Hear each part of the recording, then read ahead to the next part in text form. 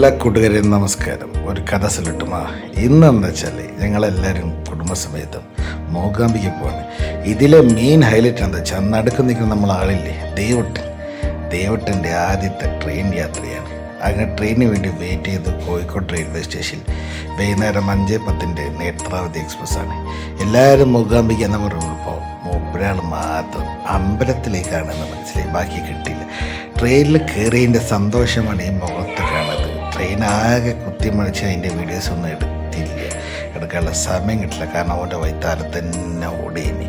അങ്ങനെ ഞങ്ങൾ പയ്യന്നൂര് പുലർച്ചെ 1 മണിക്ക് എത്തി. ഇനിയിപ്പോൾ അവിടുന്ന് ഒരു ടാക്സി എന്തെങ്കിലുമൊക്കെ പിടിച്ച് പോകാമെന്ന് വിചാരിച്ചപ്പോൾ ടാക്സി പൈസ ചോദിച്ചപ്പോൾ 900 രൂപ എന്ന് പറഞ്ഞു. 900 രൂപ എടുക്കാൻ ഈ ഒരു തണ്ടിയുടെ കയ്യിൽ പൈസ ഇല്ല. അങ്ങനെ ഓട്ടോറിക്ഷയിൽ 600 രൂപ കൊടുത്തു. റൂമൊക്കെ ആദ്യം ബുക്ക് ചെയ്തുകൊണ്ട് വലിയ കുഴപ്പമില്ല. അങ്ങനെ വളരെയധികം ക്ഷീണത്തിലാണ് റൂമിലെത്തി. സ്വസ്ഥം സമാധാനം. അപ്പോൾ ബാക്കി നാളെ കാണാം. Okay, by.